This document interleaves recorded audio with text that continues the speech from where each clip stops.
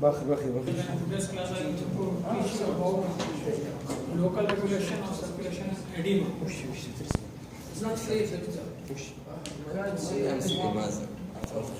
ترى قال لي شوي قال لي خلاها واضحة لكم ولا بس؟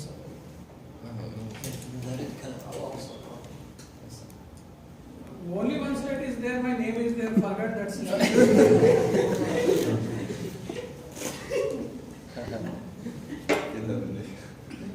Our learning objective at the end of today's lecture, you should know structure and functions of the blood capillaries.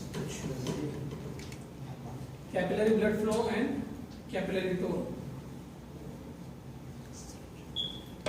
Then you should know capillary blood pressure and capillary reactions to mechanical stimuli.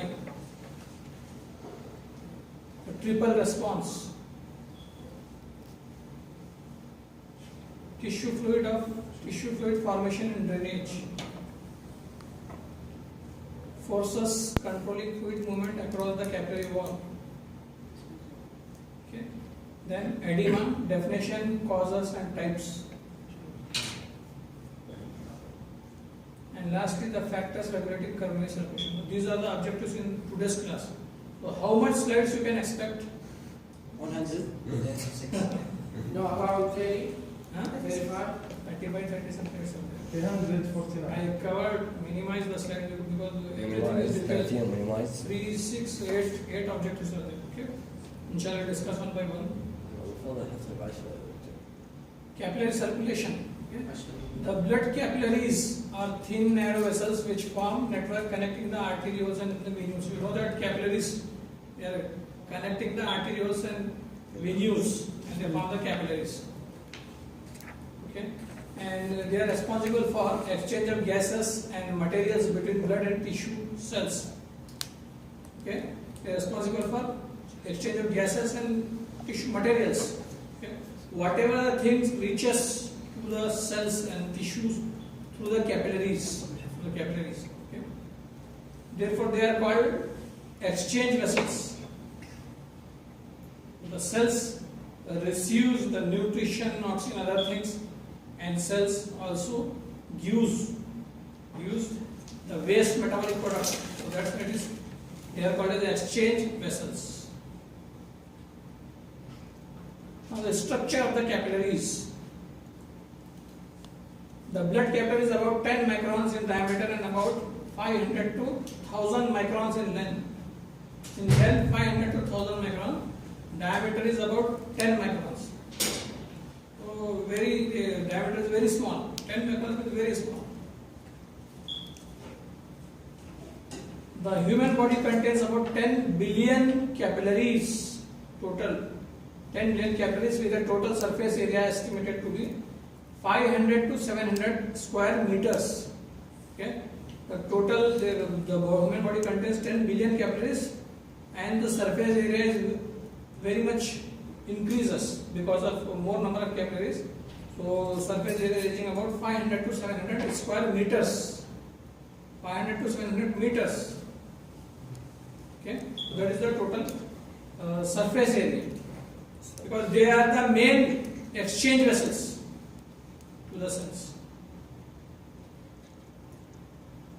The wall of capillary is formed of a single layer of endothelial cells. Again, they will discuss in the histology. You know that capillary wall is only a single layer of epithelium. In the capillary wall and in between the endothelial cells, there are thin pores. Pores are there. Okay, pores are there. Penetration is there, so that the fluids come in and out through that pores. The total thickness of the capillary wall is about 0.5 to 1 micron. Thickness of the capillary wall is about 0.5 to 1. It is also very less, and that is responsible for exchange. For example, you take the capillaries in the alveoli, help in the exchange of gases. You can see this picture. Continuous, you can see the basement of the continuous cells are there endothelial, fenestrated here, and here you can see in some portion this discontinuous. So these are the pores and stations.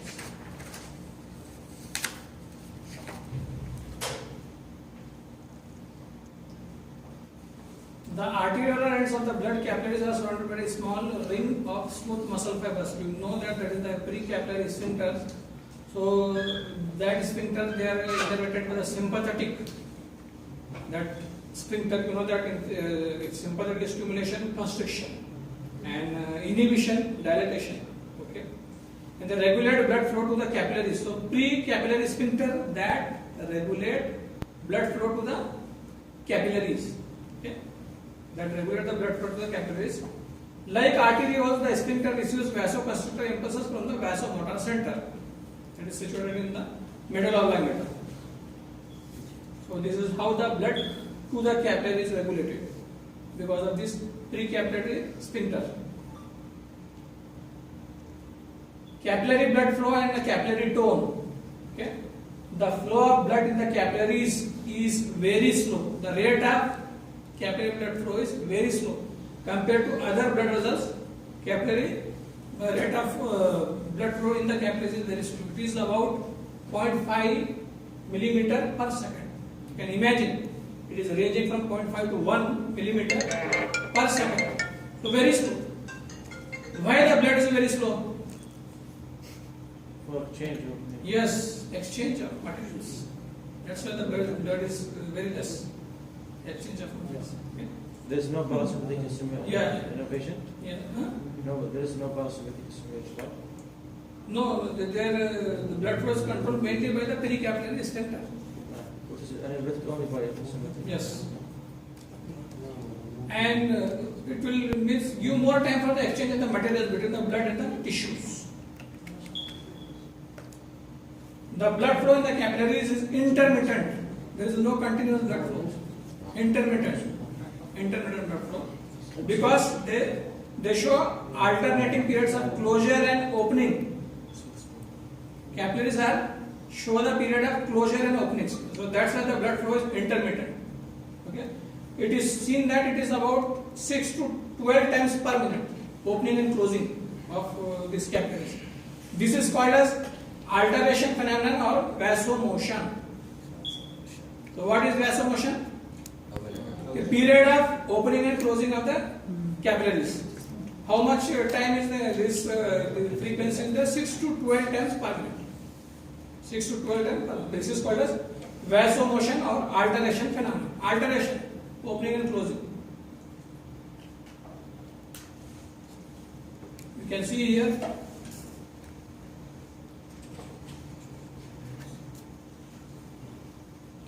These are capillaries, okay? Capillaries. This is precapillary sphincter. Okay, here capillaries are there. So this controls, and this is called as the meta-arteriole. This is capillaries. See, and this is between the veniole and the arteriole. Capillaries. Here you can see the sphincter is relaxed. The sphincter is relaxed, so that's why the more blood flow is there inside, the capillaries are dilated. Because the sphincter is relaxed. So more blood flow. Here you can see the sphincter contracted. The capillary sphincter contracted. That's why you can see the constriction of the capillaries the diameter is less here compared to this. So, doctor, This is relaxed. the sphincter is covering all the capillary? Yes, this is before the beginning of capillary, so that's why it is called as precapillary sphincter. It's like this. If here means it covers this much. If here will cover this. Doctor, the major one. The major one. This one? No. The descending one. Yeah, this one. It's between. open. It allows partial. This. Yeah. Yeah. This is called as meta-arteriole. Allows partial flowing. It allows partial flowing of blood, or also is. Yeah, it is also present here, but the blood flow in the capillaries is controlled by this. Meta-arteriole, just the fluid is there, The arterial fluid come here and venous fluid here. Is So it it is close present, by- but from here it will go. Is it And close by sphincter or not? this one, Yes. Meter attribute. precapillary, this is also controlled by these sphincters. Okay. Arterial and the venous.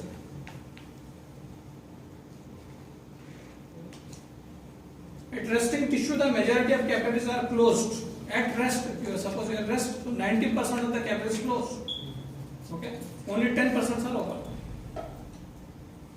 During increased tissue activity, the number of open capillary increases. For example, you are doing exercise, you are resting 90%.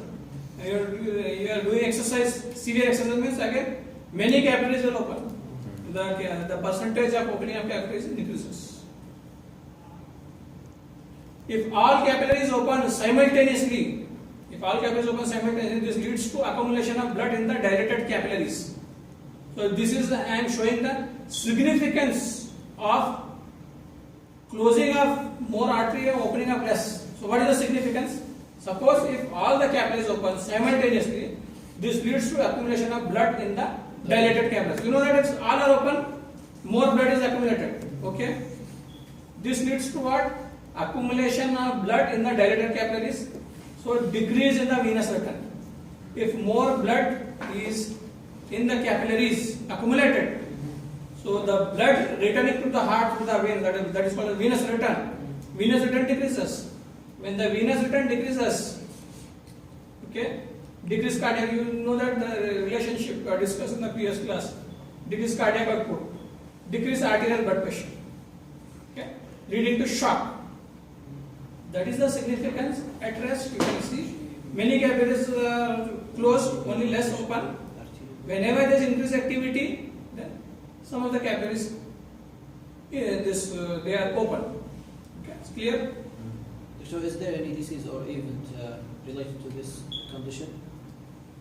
Yes, many diseases are there that will lead to opening of capillaries. Means suppose there is increased capillary permeability due to histamine or other thing in this one. So all the blood is the shock, histamine shock and anaphylactic shock. All the capillaries open, blood is pooled, leading to shock. What's about increased or decreased? Which one?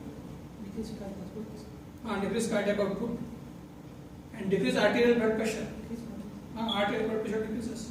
Heart rate also may be increased or decreased, but it mainly affect the cardiac output and blood pressure. Heart rate is different part, but we are discussing about the capillaries. So mainly the blood pressure decreases. Blood pressure is decreases, then shock. Person goes into shock. So this occurs after intravenous injection of histamine. In experimental animal, we have seen that is called histamine shock. So in man, it may occur extensive injury, tissue injury, for example, burns. In burns patient also, there is a pooling of blood in the capillaries. All the capillaries open. Okay, that leading to shock. And anaphylactic shock after injection of penicillin also. And any stimulation means any chemical mediator which increases the capillary permeability also causing this phenomenon leading to shock.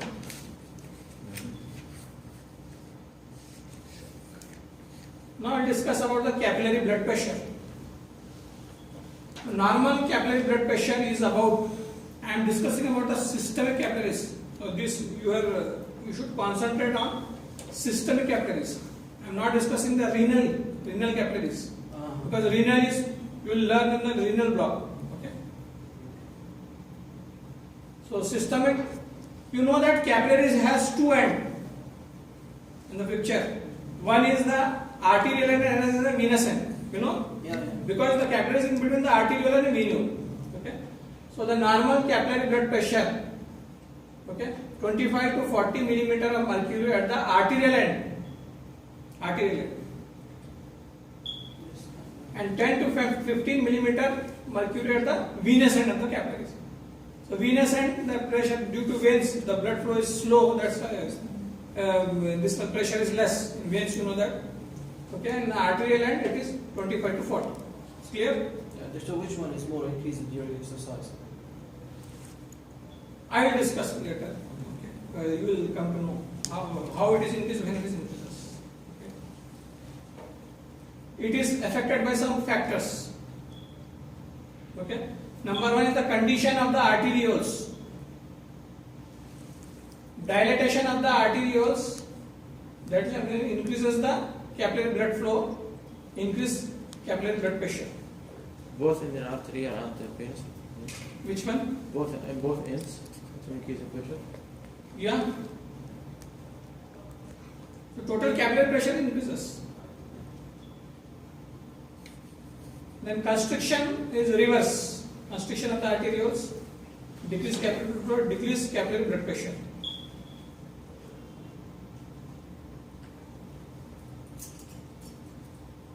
So during exercise, your question, during exercise, this pressure increases arterial and other capillaries. And immediately if you, again I will explain. Then venous pressure. Increased venous pressure increases capillary blood pressure. So pressure in the veins. During exercise, venous pressure will be increased and arterial pressure will be decreased. Yes.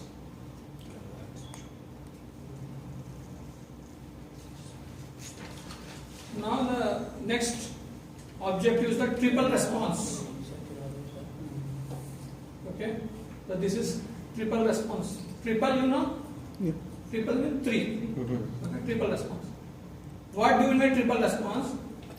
Okay, irritation or injury of the skin by scratching with sharp object leads to triple response. And you just with the help of sharp object, you scratch on the skin, you can see three types of reaction. Okay, three types of reaction. Skin. Okay, with the help of this sharp object, you scratch. Okay, so that is called as triple response. That is called as triple response. So what are these three? Number one is the red line. It is due to capillary dilatation by histamine. So first response immediately after scratching, what you see? Red line. You can see in your skin. Okay. If you, those who are more fair color, you can see. Like for example, Saleh on the surface of the forearm with the help of a sharp object, three times. Immediately you can see a red line. Okay, red line. So red line is due to capillary dilatation by histamine. Why red line occurs? Histamine is released. You know that histamine increases the this one, causes capillary dilatation. So red line, local red line appears immediately after the scratching. It is due to dilatation of the capillaries by histamine released from the injured skin cells. The first response is the red line and the cause is histamine. First response is red line, cause is histamine. And second response is called as flare. Spreading flare due to arteriolar dilatation by local axon reflex. See the difference. Here there is a capillary dilatation. Capillary, not arteriolar, capillary dilatation, but the cause is histamine. Second is spreading flare. It is due to arteriolar dilatation by local axon reflex. Local axon reflex. Okay. I'll explain what is this flare. Spreading flare occurs within 30 seconds in the form of a diffuse irregular area. After red line, you can see diffuse irregular area around the red line. Okay, after 30 seconds, within 30 seconds, okay, surrounding the red line. So this is called as flare. Spreading, because it's spread, no, that's right. If you say flare also, that is also correct. Flare. This is due to arteriolar dilatation. So flare is due to arteriolar vasodilatation which is produced by local axon reflex. That is, impulses are conducted antidromically via a branch of afferent neuron. Local axon reflex antidromatically, because what happens, the reflex this will come from the posterior horn and go to the antidromically. So this is called as axon reflex. So via branch of afferent neuron. Okay, via branch of afferent neuron to the periphery, where they cause liberation of a substance, vasodilator substance. Mostly it is seen that it is due to substance P. It is a chemical substance released by the axon reflex.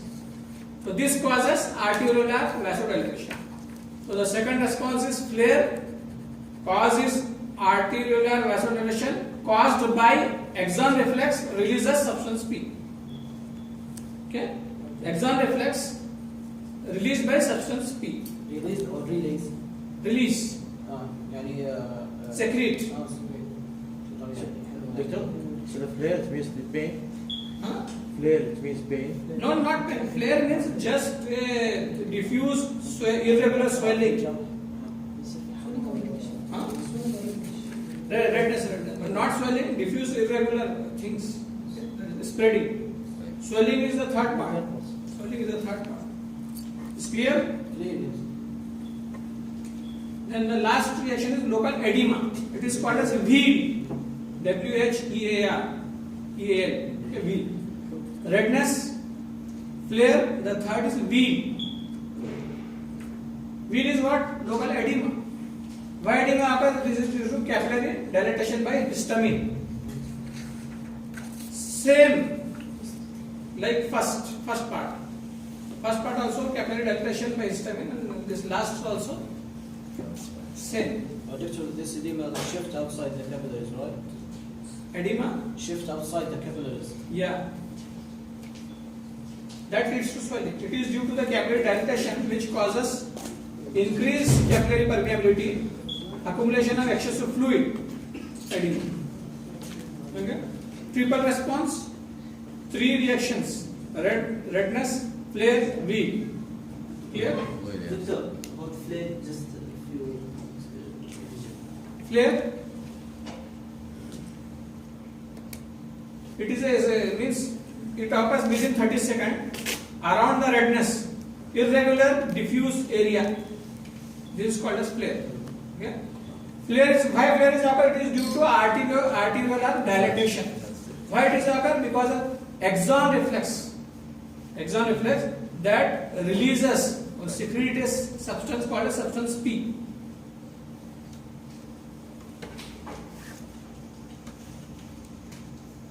Okay.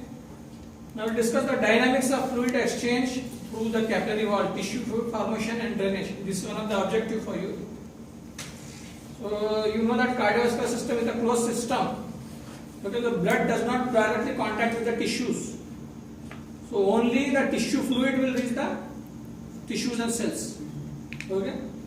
So this tissue is the fluid filtered from the blood capillaries and surround the cells.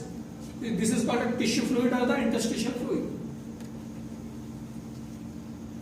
So thus the interstitial fluid acts as a medium for the passage of oxygen, nutrients, carbon dioxide, this exchange of material. Either you take gases or nutrients, anything. So mainly the tissue fluid or the interstitial fluid. The interstitial fluid is filtered at the arterial end of the capillaries and reabsorbed back to the blood at the venous end.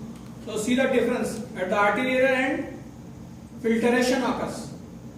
Okay? And venous end, reabsorption occurs. Arterial end, filtration. Again I will explain. Okay? And the venous end, this reabsorption occurs. Okay? Excess fluid is drained by the lymph vessel. So whatever the fluid is remain and drained by the lymph vessel to the lymph, through the lymph. You can see this is the arteriovenous. How the fluid reaches this one, capillaries. The capillaries, you see this capillaries. And here it goes. Where it's filtrated, doctor? Where it's filtrated? Why? Where it's filtrated? Arterial metaarterial. filtration, he means where is I will explain. Next, here it is not means it is not clear. You will not understand. Another picture is there. I will show where is the filtration occurs and Where is the reabsorption occurs? So this is just showing the movement of this fluid and other things. How? Just fish how. So these are the called as true capillaries. Actually, these are the true capillaries. Where the one end joins the other. See here.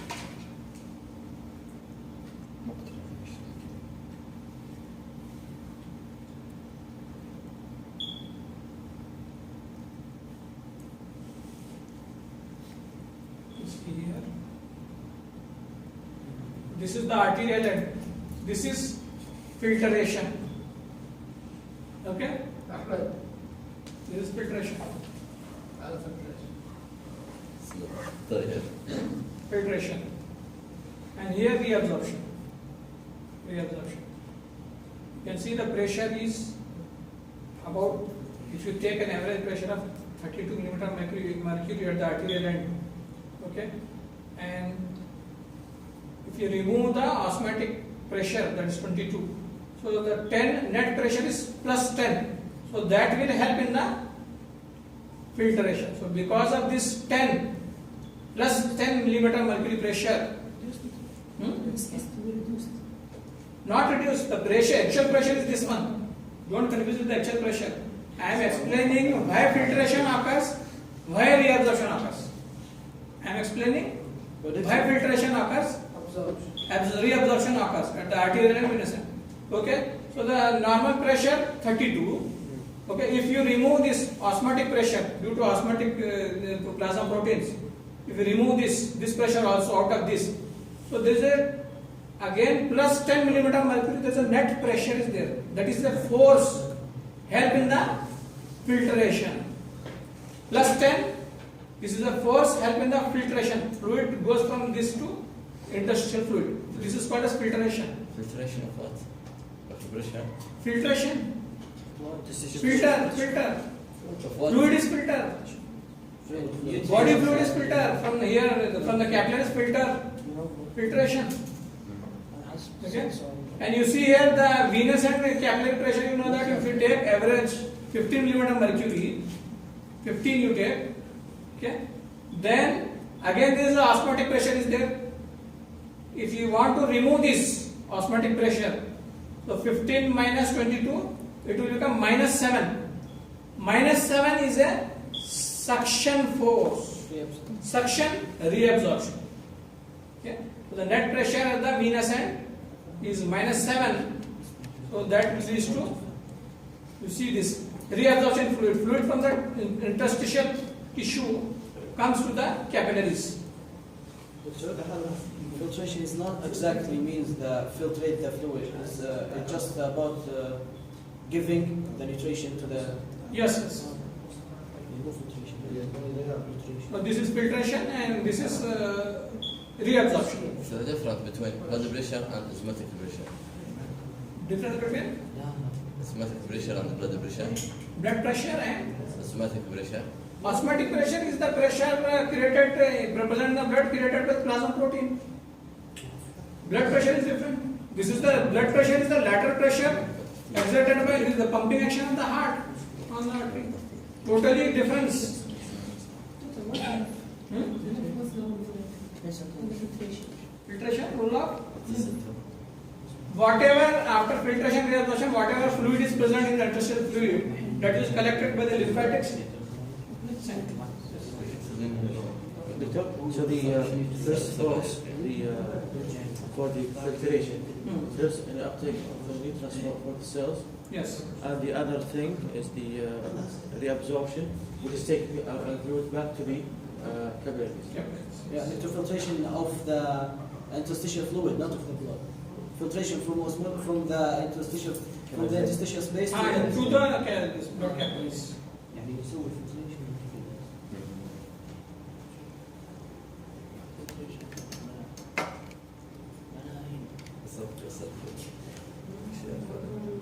This is the forces controlling the fluid movement exchange through the capillaries. So these forces are called as, there are four primary forces called as Starling forces, controlling fluid movement across the capillary membrane. Number one is the capillary blood pressure. So there are four forces that controlling the movement of fluid around the capillaries.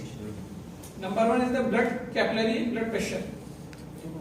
So this acts as a filtering force that derives fluid from the capillaries to the interstitial spaces. Okay. It is about 13 millimeter mercury, that is range is 25 to 40 millimeter mercury at the arterial ends of the capillaries, and 10, this is the average, 10 to, range is 10 to 15, average is 10 millimeter capillary at the venous end. Okay. So this is called as capillary blood pressure. This is another one force. Okay. So these are called as Starling forces. Number two is the interstitial fluid pressure. This is the pressure in the interstitial fluid outside the capillary wall. This pressure is negative. This pressure is negative. Subatmospheric. Most of the tissue is about minus 3 millimeter mercury. Okay. So this is called as interstitial fluid pressure. So this acts as a suction force moving fluid from the capillary into the interstitial space. Then third force is the colloidal osmotic pressure of the interstitial fluid. Colloidal osmotic pressure. So it is caused by the plasma proteins. Okay. So it is about 8 millimeter mercury. First is the capillary blood pressure. Second is the interstitial fluid pressure. This is negative, and this is colloidal osmotic pressure of the interstitial fluid. Third force. This is about 8 millimeter mercury.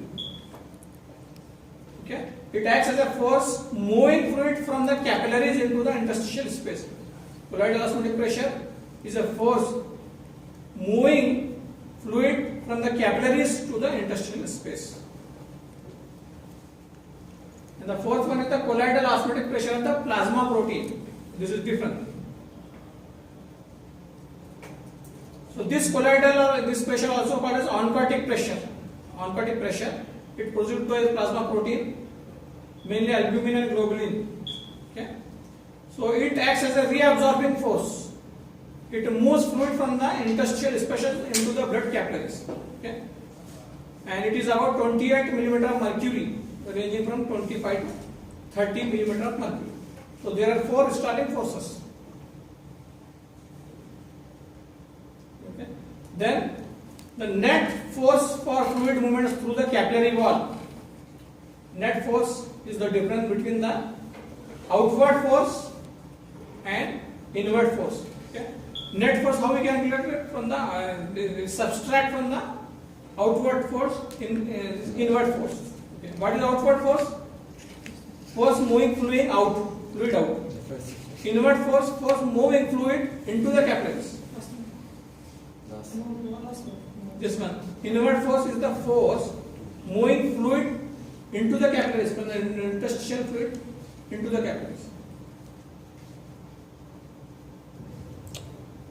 So at the arterial end, what happened? So Outward force is more than inward force. inward force represent osmotic pressure. I will calculate here and I'll show you the problem. Okay.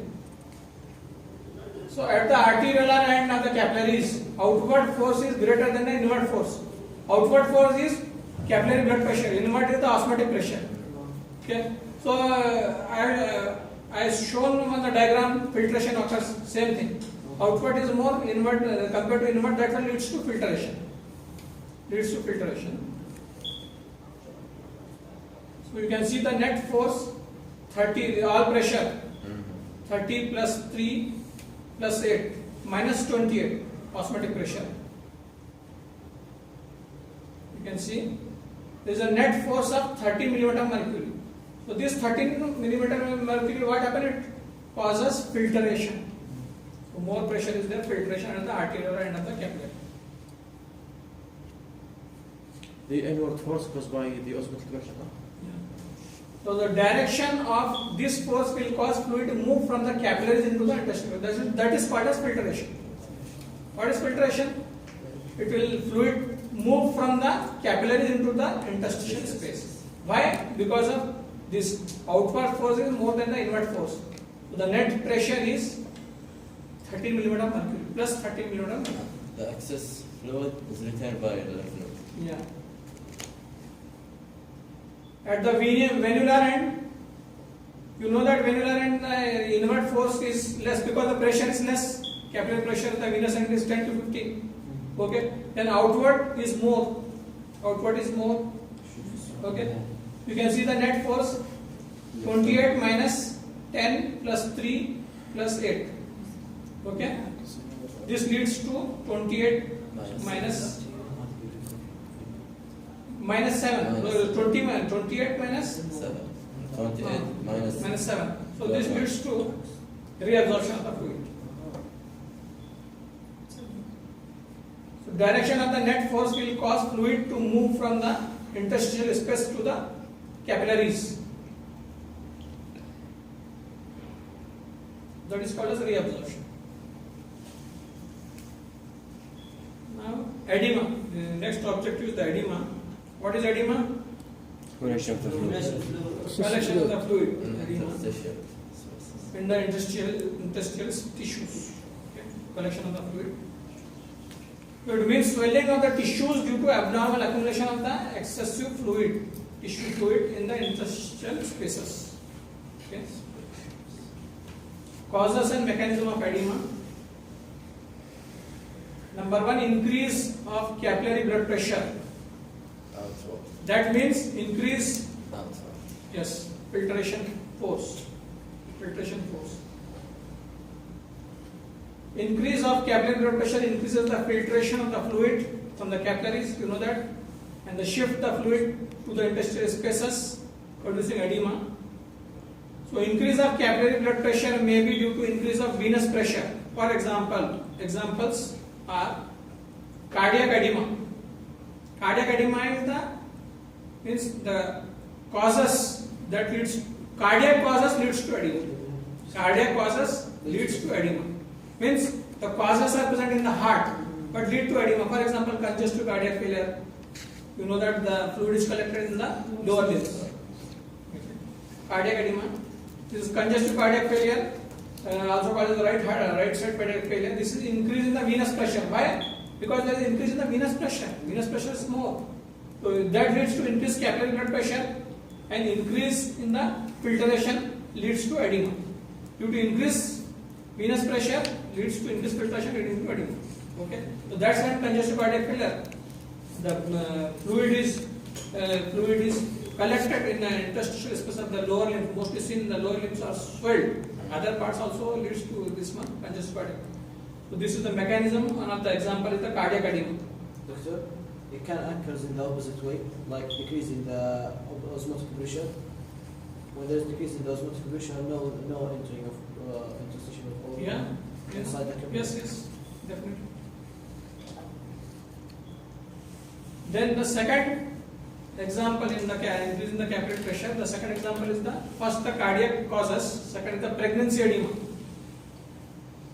Okay, here what happened? The uterus during pregnancy last trimester, uterus size increases. That will put the pressure on the veins. When the pressure on the veins, this enlarged uterus increases, means presses the veins. So increase in the venous pressure. Again leads to edema in the lower limb. This is we can say this is normal phenomenon. Normal phenomenon because pregnancy is normal phenomenon. Then second type of edema is the decrease of colloidal osmotic pressure. Edema is occur because of decrease colloidal osmotic pressure. Okay. So here what happened? Decrease reabsorption force.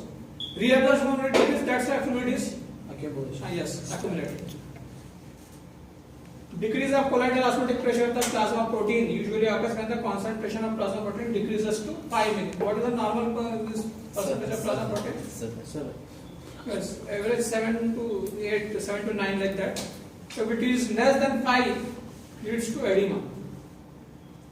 What are the examples here? You can see the nutrition edema. Those who are not taking protein properly, less protein, less this one pressure.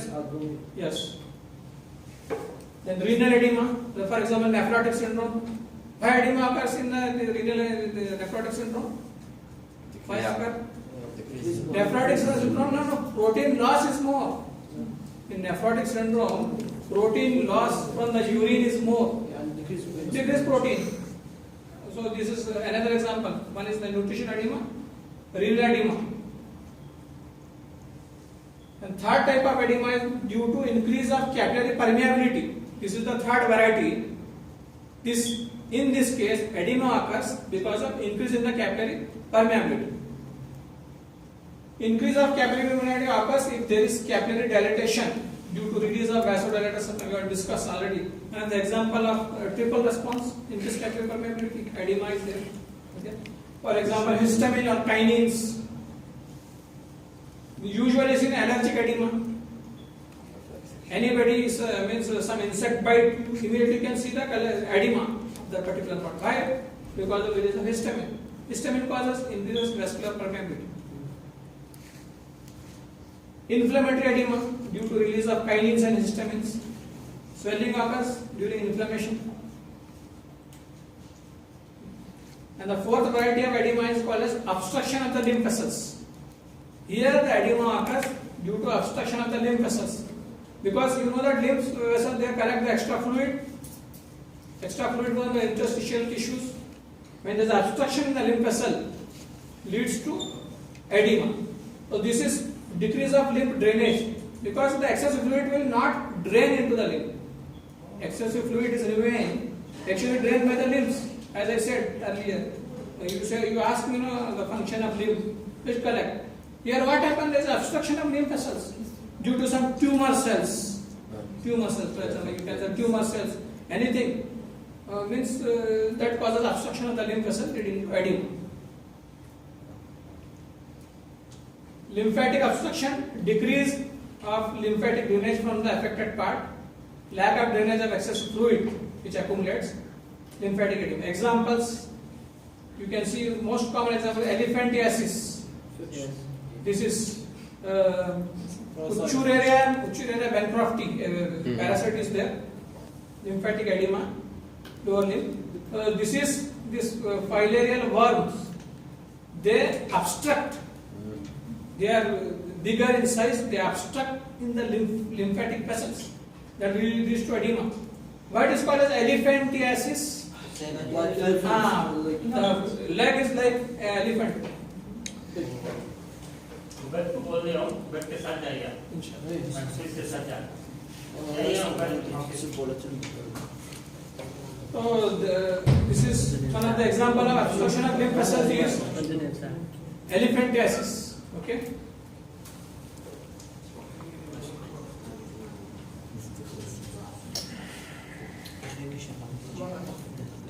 And second example is the cancer edema. Obstruction of the lymph vessels by the tumor cells leads to edema. Yes. In previously the parasitic infection, here the tumor cells, they obstruct the lymphatic. And the fifth variety is the salt and water retention edema. So this is why edema occurs, because of increase of plasma volume. Salt and water retention occurs in some condition, for example, excessive secretion of aldosterone, hyperaldosteronism, and glucocorticoids.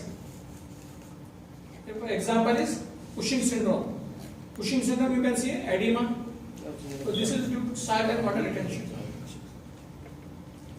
Then another example of this salt water retention, prolonged use of corticosterone or cortisol. If you use cortisol continuously, then that leads to salt and water retention, leading to edema. During pregnancy, due to high level of estrogen and progesterone, again in pregnancy occurs due to estrogen and, because both these increases the salt and water retention, leads to edema.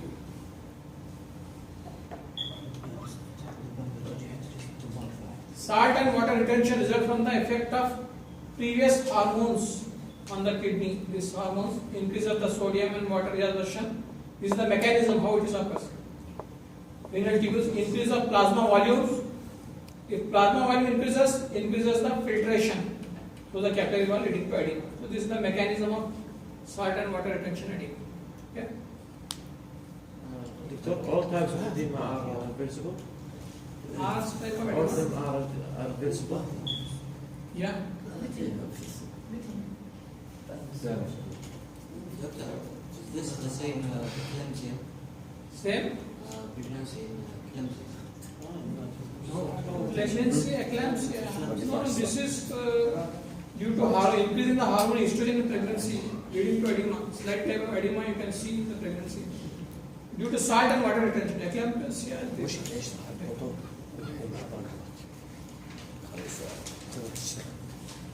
Then types of edema according to its nature. It is pitting and non-pitting. You know what is pitting?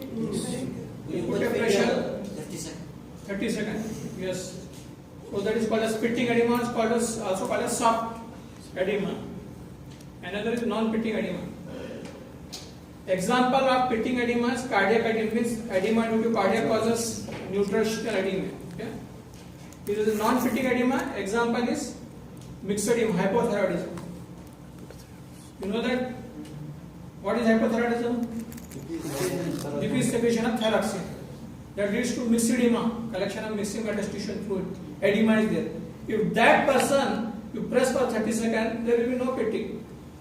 Okay? So that edema is due to this hypothyroidism. It is clear? Two types: pitting and non-pitting. Pitting, these are the causes. Non-pitting, example is hypothyroidism.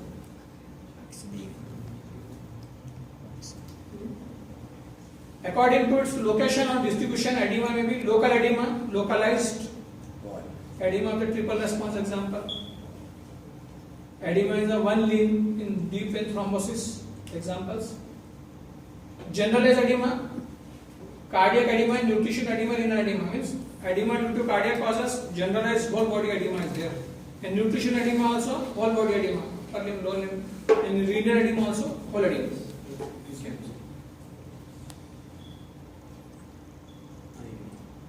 The factors regulating coronary circulation, last objective, coronary circulation. So, number one factor is the physical factor. Number two, chemical, neural, hormonal, and reflex phenomena. Physical, chemical, neural, hormonal, reflex. So, these are the five factors regulating coronary blood flow. Coronary blood flow. Physical factors. Aortic blood pressure. Okay. In physical factor, number one is the aortic blood pressure. Coronary blood flow is directly proportional to aortic blood pressure. What it means? When the aortic pressure increases, coronary blood flow increases. Okay. Coronary blood flow is directly proportional to aortic blood pressure. Aortic pressure increases means what? Coronary blood flow increases. Okay. Especially the diastolic aortic pressure. Most of the coronary blood flow occurs during diastole. Yes. Okay. So you know that in the diastole blood pressure is more to coronary blood vessels and less in systole. Why? This is not in your objective, but I am asking. The opening and the aortic valve. Where the coronary vessels arises from the aorta, so due to pressure in the aorta, that will press the coronary vessels. During contraction it will press. So that's the during systole, coronary blood flow is decreases. Diastole blood flow is increases. So when diastolic blood pressure increases, so when diastolic blood pressure decreases, example aortic incompetence, or when mean arterial blood pressure is decreases, for example shock or aortic stenosis. So in this condition, when the diastolic pressure, because you know that a diastole, the blood flow to the coronary vessels increases. So for example, aortic incompetence or aortic stenosis, coronary blood flow decreases. Mean arterial pressure this too.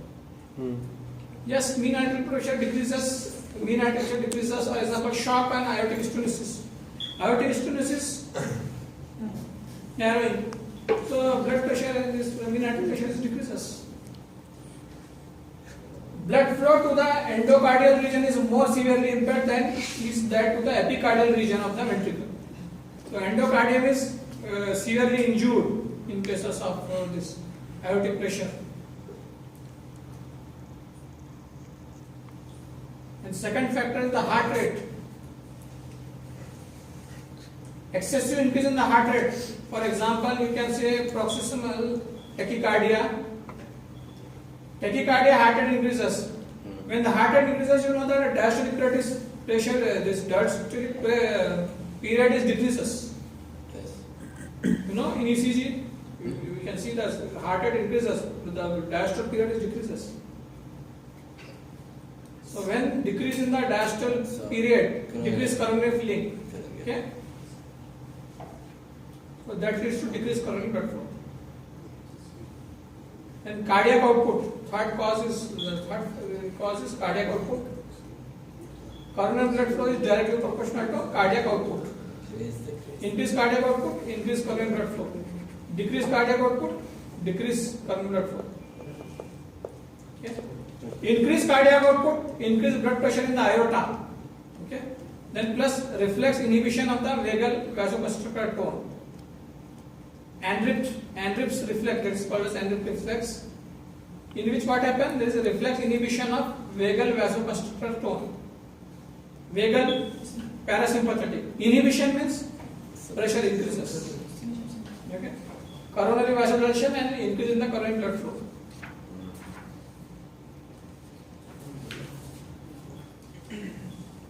Coronary blood flow mainly, this occurs mainly during diastole due to compression of coronary blood vessels during systole by the contact muscle fibers. You can see here, during the systole phase, coronary blood flow is less than the during diastole, with minimum blood flow during isovolumetric contraction phase. As I said, this is during systole, there is a compression. During diastole, coronary blood flow is more than the systole, with maximal blood flow during isovolumetric relaxation phase due to dilated coronary blood vessels.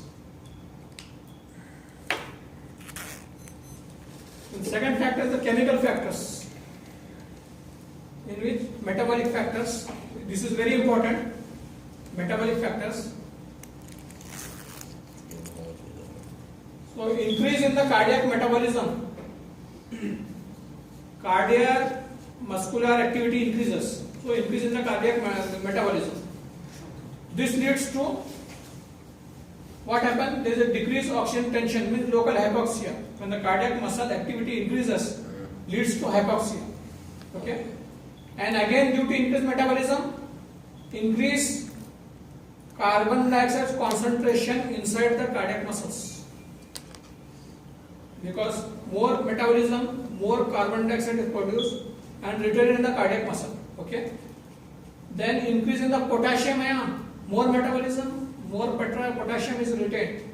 Then lactic acid also increase.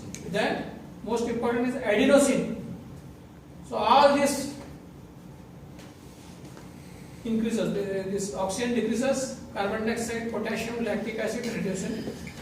Concentration in the cardiac muscle increases. Okay, during excessive metabolic activity. So these all are powerful vasodilators. Okay, carbon dioxide, potassium ion, lactic acid, adenosine, hypoxia. All are what?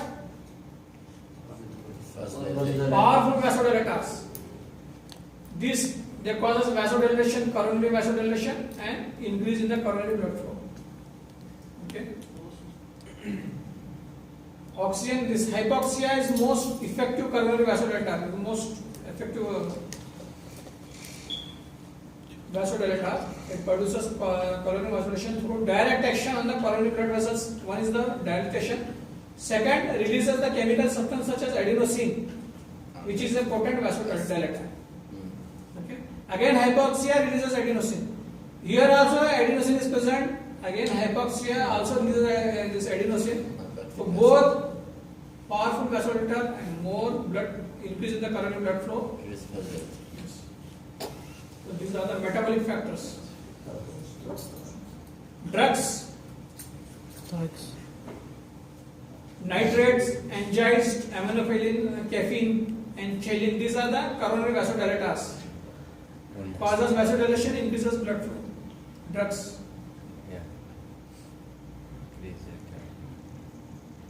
The neural factors. One is a direct effect. Parasympathetic vagus has a slight distribution of coronary, so its stimulation has slight, means parasympathetic no effect. Sympathetic, both alpha and beta receptors in the present in the coronary vessels. Sympathetic stimulation causes slight direct coronary vasoconstriction. Okay. Then indirect effect. This plays a important role in the this regulation of this coronary circulation. Sympathetic stimulation increases both heart rate and myocardial contractility. Okay, heart rate also increases, myocardial contractility increases. When the myocardial contractility increases, increase metabolism. When the metabolism increases, what happens? Vasodilators. Vasodilators, blood flow to the coronary. This heart is increases. Okay. So this is the direct effect, sympathetic, and this is the indirect effect to the metabolites.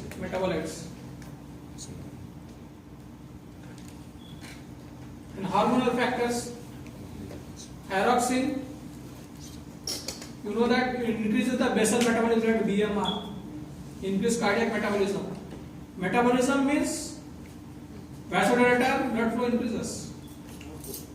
Then another hormone, vasopressin, antidiuretic hormone. This is a vasopressin, press, constriction. Constriction means blood flow decreases.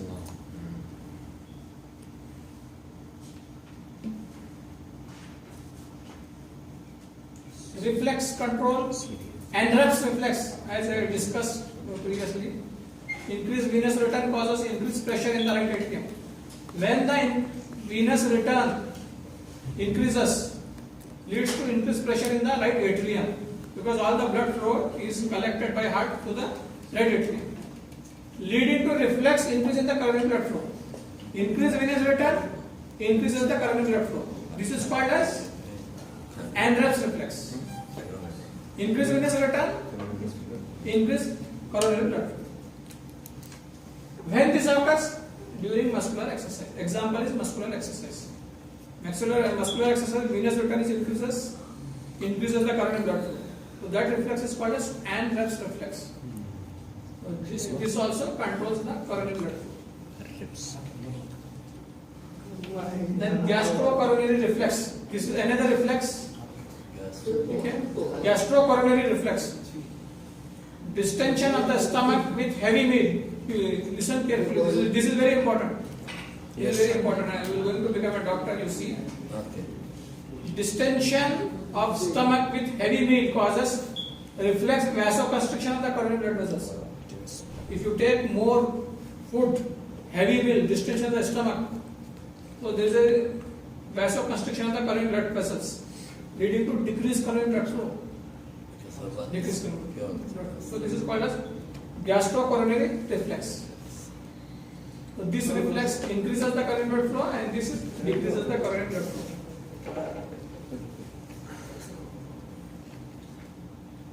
Coronary autoregulation. So there is sudden change in aortic pressure. Suppose there is a sudden change in aortic pressure, coronary vasculature resistance will adjust itself proportionally within few seconds, so that a constant blood flow is maintained.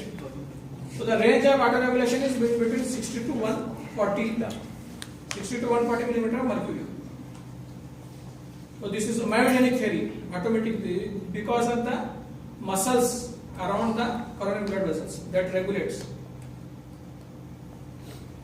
So how they regulate? An increase in the passive stretch caused by increased perfusion pressure causes active smooth muscle contraction. Okay? When there is an increase in the passive stretch caused by increased perfusion pressure, mean arterial pressure, perfusion pressure increases, so it causes active contraction of the smooth muscles. And last is the chemical theory, autoregulation, chemical theory. First is the myogenic theory, and this is the autoregulation, chemical theory. Here, decreased perfusion pressure leads to increased adenosine and decreased oxygen. Both are vasodilators. Increases the cardiac blood flow, coronary blood flow. Okay, so this is the chemical theory. if there is a decrease in the perfusion pressure.